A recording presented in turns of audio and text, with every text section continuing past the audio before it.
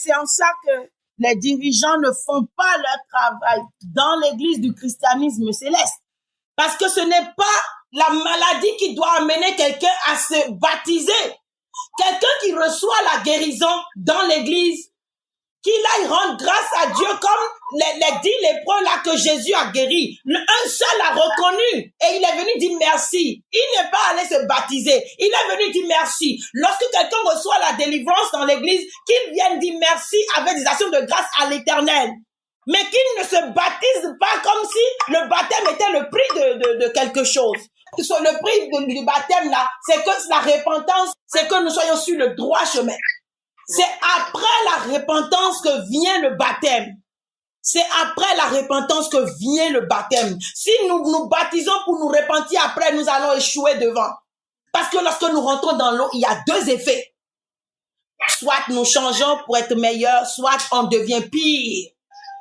Jean-Baptiste a prophétisé d'abord la repentance. Et c'est après cela que ceux qui ont écouté, qui étaient d'accord, qui ont attesté ces paroles, se baptisaient. Nous voulons baptiser pour avoir beaucoup de membres de l'église.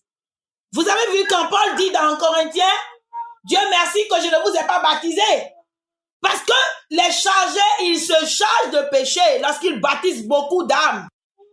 Lorsque vous baptisez les âmes et que vous n'êtes pas capable de les diriger spirituellement, c'est un péché sur vous. Aujourd'hui, on baptise, quelqu'un vient, on baptise. On ne surveille même pas la vie de la personne. Vous devez parler de Dieu à la personne. Vous devez parler de Dieu à la personne. Pour qu'il revienne sur la bonne voie d'abord. Qu'il change, qu'il soit transformé, qu'il devienne une nouvelle créature. Avant de se baptiser. Et le baptême maintenant, c'est pour la rémission de nos péchés. Ça enlève le péché. Ça lave. Ça nous purifie en fait. Mais tu vas te purifier de quoi lorsque tu n'as même pas encore décidé d'abandonner le mal?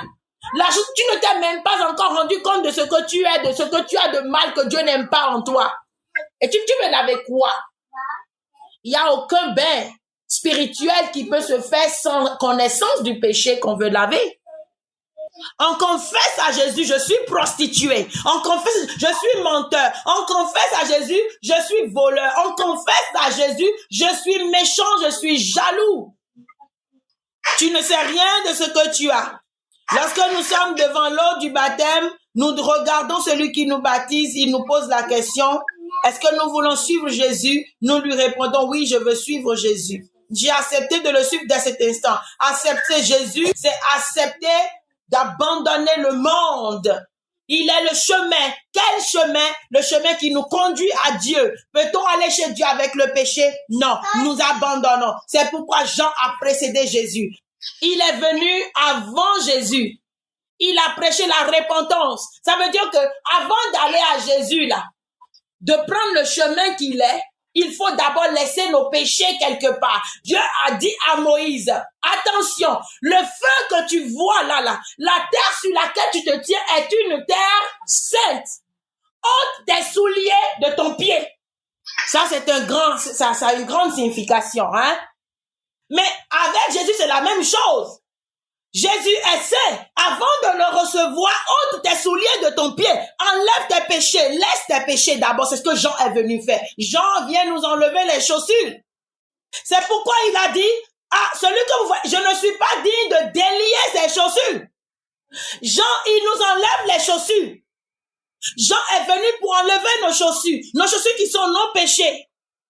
Il a ôté les souliers de nos pieds pour que nous allions à la terre sainte. Pour que nous allions à la terre sainte. Est-ce que nous passons par Jean avant d'aller à Jésus? Jésus, lui, il nous baptise du Saint-Esprit. Il nous baptise du feu. Et personne ne peut être baptisé du feu sans être baptisé de l'eau d'abord. Si vous sautez l'étape de l'eau, ou que vous la passiez mal, vous rentrez dans l'eau et que vous sortez avec le péché, le feu va vous consumer. C'est pourquoi Paul dit, on va passer les œuvres de chacun au feu. Hein? Si elle consume, ça tu passes.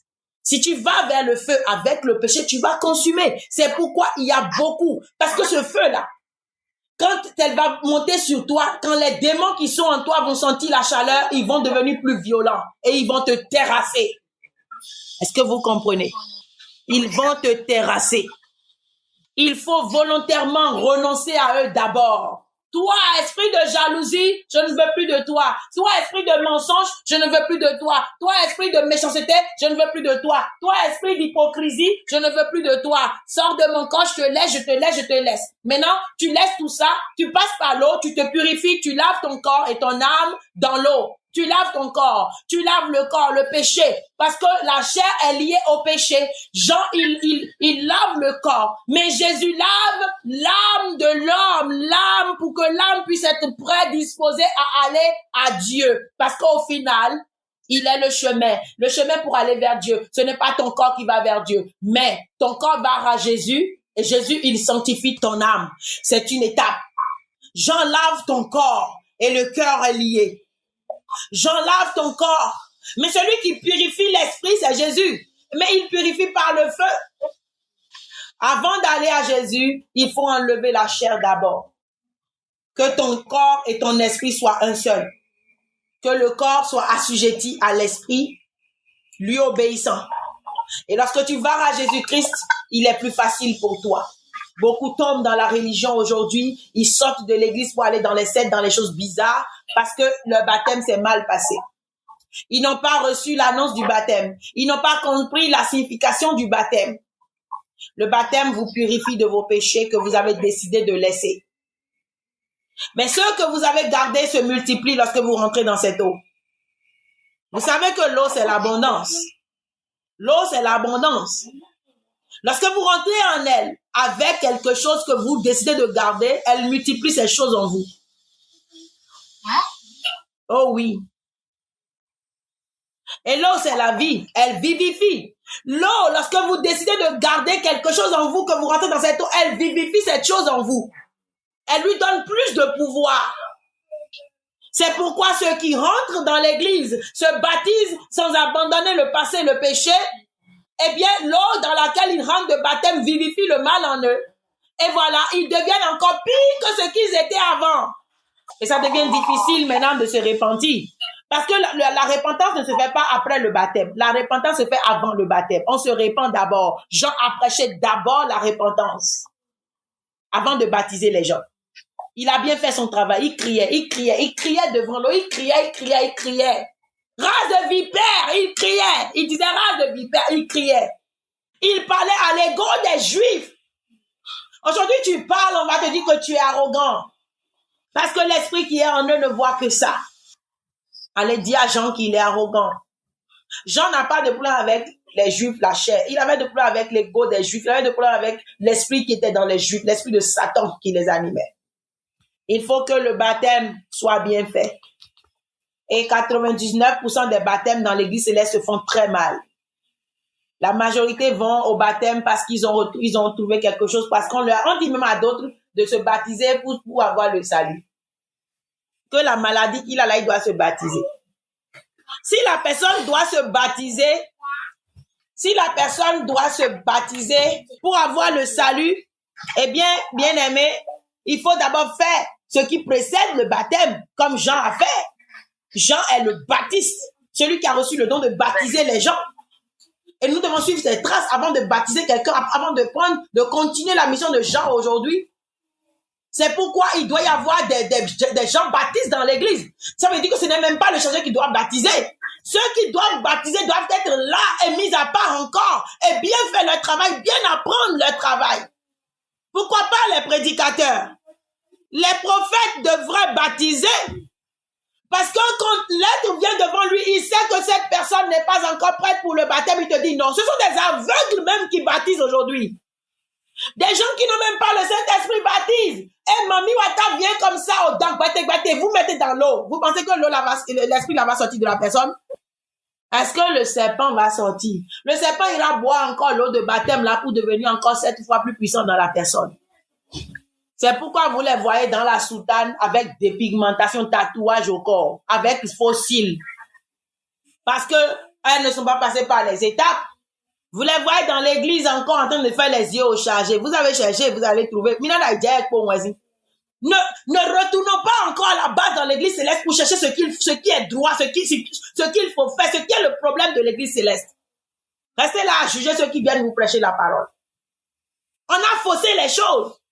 Ceux qui baptisent dans l'église doivent être à part. Et ça sera leur travail. Ça veut dire que quand ils vont se cultiver, c'est de se cultiver dans ce sens-là pour être meilleurs dans leur tâche. Le chargé est le berger. Celui qui baptise sur une paroisse doit être à part. C'est son travail. Il doit être le baptiste. Le baptiste mine qu'il a son travail, c'est de baptiser les gens. Il est le baptiste. Celui qui baptise, c'est sa tâche. Il doit se perfectionner dans ce sens-là.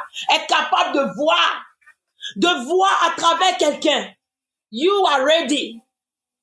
No, you are not ready. Il va te dire, mon frère, tu n'es pas encore prêt pour te baptiser. Ma sœur, tu n'es pas encore prête pour te baptiser. Va, fais encore 7 mois et réfléchis sur toi. On doit se perfectionner dans ce qu'on fait. Tu es le baptiste.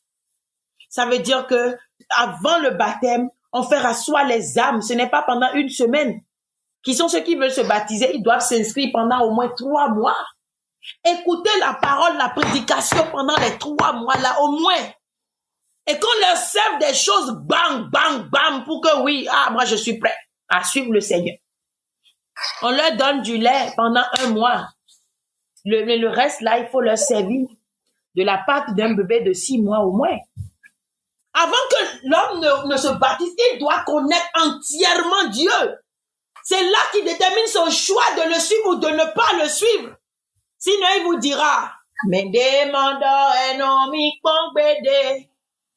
à qui la faute? Chargé, prédicateur, pasteur. Ce n'est pas après le baptême qu'on apprend à connaître Dieu, je vous en prie. Vous allez dans un pays, vous ne savez même pas le pays, vous ne connaissez rien du pays, vous allez faire quoi? Tu vas prendre l'avion. Tu vas prendre l'avion pour descendre dans le pays seulement, c'est fini. Est-ce qu'il y a ça dans le monde? Non, ça n'existe pas. Avant que vous ne rentrez dans le pays, il faut que les gens du pays sachent que quelqu'un comme ça veut venir dans le pays. C'est pour ça que nous prenons un visa. Considérez le baptême comme un visa. Dieu vous connaît déjà et vous devez le connaître. Personne ne va à l'aéroport pour voyager. C'est pas comme on veut prendre un car pour aller à Tokpa. N'importe qui s'arrête au bord de la voie, il prend un car, il va à Tokpa. Est-ce que ça se passe comme ça pour aller dans un pays? On ne prend pas avion à l'aéroport. Tu prends le billet d'avion. Tu montes ton passeport que oui, tu as l'accès pour aller dans ce pays-là. Ils ne demandent pas ça avant de vendre. Billet d'avion. Et encore vraiment que les billets, oui. Donc, on a un billet d'avion, mais ça, nous, tu n'as pas de passeport, mais on a un billet d'avion, oui. Toi, tu veux aller faire quoi dans l'église? Tu veux te baptiser, là, c'est pour aller faire quoi?